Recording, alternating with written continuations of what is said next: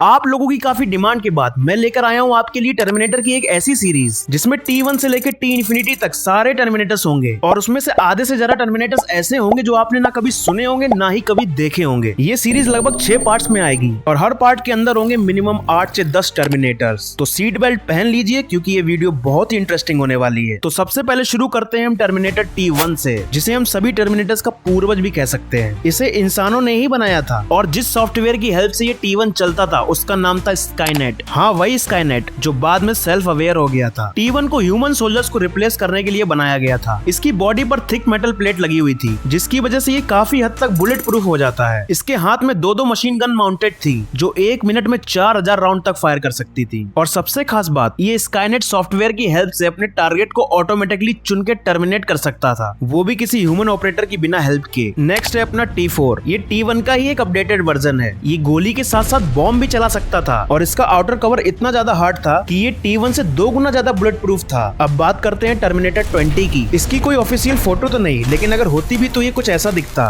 वैसे तो इसका काम सिर्फ मेंटेनेंस का है, जैसे खराब या डैमेज हुए टर्मिनेटर्स को रिपेयर करना। आगे बढ़ते हैं T47 की तरफ। ये टर्मिनेटर इंसानों की तरह दोनों पैरों पर चल सकता था, लेकिन इनके पैरों की बनावट कुछ ऐसी थी कि ये ऑलमोस्ट 30 फीट लंबी छलांग लगा सकते थे। इसके कंधे पे लगा ये रॉकेट लॉन्चर बड़े से बड़े टैंक को उड़ाने में कैपेबल था और हाथ में लगी ये मशीन गन 5000 बुलेट्स हर मिनट फायर कर सकती थी। इसका अपडेटेड वर्जन T47 प्लाज्मा तो और भी ज्यादा खतरनाक था क्योंकि ये मशीन गन की जगह प्लाज्मा गन का यूज करता था, जिससे चारों तरफ बस लाशें ही लाशें दिखाई देती थी। नेक्स्ट है T70। ये वो टर्मिनेटर है जिसने हम सबके फेवरेट T800 टर्मिनेटर बनाने की नींव रखी क्योंकि ये इंसानों की तरह चलता है। इससे पहले इतना छोटा टर्मिनेटर कभी बनाया ही नहीं गया। इसने जंग में इंसानों को काफी हद तक रिप्लेस कर दिया था क्योंकि ये खुद इंसानों की तरह लड़ सकता था, जिसकी वजह से इसे हजारों की संख्या में प्रोड्यूस किया गया। नेक्स्ट है T72 जो एक स्पाइडर डॉग की तरह दिखता था। इसकी बॉडी के ऊपर एक प्लाज्मा कैनन माउंटेड थी जिसे अलग अलग वेपन से रिप्लेस किया जा सकता था। अब आता है T100। ये तो बस T70 टर्मिनेटर का एक अपडेटेड वर्जन है जो T70 से थोड़ा हल्का है और इसके ऊपर कैमोफ्लेज पेंट किया गया था। इनिशियली इसे दूसरे देशों को बेचने के लिए बनाया गया था। नेक्स्ट है T200। ये थोड़ा सा पोपट टर्मिनेटर है। स्काईनेट ने इसे वॉर में भेजा तो था, पर थोड़ा सा पोपट होने की वजह से इसका डिमोशन हो गया। बाद में स्काईनेट ने इसके और भी वर्जन बनाए, लेकिन सिर्फ मेंटेनेंस के काम के लिए। T300 ये सिर्फ थीम पार्क का टर्मिनेटर है जिसे सारा और जॉन कॉनर के ऊपर ओपन फायर करने के लिए बनाया गया था। वैसे आप लोग भी इस थीम पार्क में जाकर T300 से सारा और जॉन कॉनर को बचा सकते हैं, वो भी लेजर गन को यूज करके। T400 terminator. इस सीरीज को स्काईनेट ने हद से ज्यादा प्रोड्यूस किया था। इसको बनाने के लिए लोहा और स्टील का यूज किया जाता था, जिसकी वजह से ये बहुत ज्यादा सस्ता और फिजिकली काफी स्ट्रॉन्ग होता था। लेकिन इसमें एक कमी थी, जब ये चलता था तब बहुत आवाज करता था और साथ ही इसका रेड ऑप्टिकल सेंसर इतनी तेज चमकता था कि दुश्मन को इसकी पोजीशन पहले से ही पता लग जाती थी। T500 AKA series 500 armoured battle chassis unit. ये पिछले बनाए गए सभी टर्मिनेटर से ज्यादा स्ट्रॉन्ग और ज्यादा स्मार्ट था। इसका एंडोस्केलेटन भी पिछले टर्मिनेटर से ज्यादा रोबस्ट था और ये स्काईनेट का last dedicated humanoid Hunter killer terminator था। ये टारगेट लॉकिंग, टारगेट टर्मिनेशन में काफी सुपीरियर था, जो इसे उस टाइम का सबसे खतरनाक टर्मिनेटर बनाता है। इसके बाद स्काईनेट को पता चल गया था कि वो चाहे कितने भी स्ट्रॉन्ग और पावरफुल टर्मिनेटर क्यों ना बना ले, इंसान उनका पैटर्न उम्मीद से जल्दी समझ लेता है। इसलिए स्काईनेट ने अपनी स्ट्रेटेजी बदली और ज्यादा स्मार्ट टर्मिनेटर बनाए, जिसकी बात हम आगे करेंगे, जिसमें हम सबका चहीता T100 टर्मिनेटर कैसे बना, उसके कितने वर्जन्स बनाए गए ये पता चलेगा। तब तक के लिए बने रहिए, मिलते हैं अगली वीडियो में। Good bye.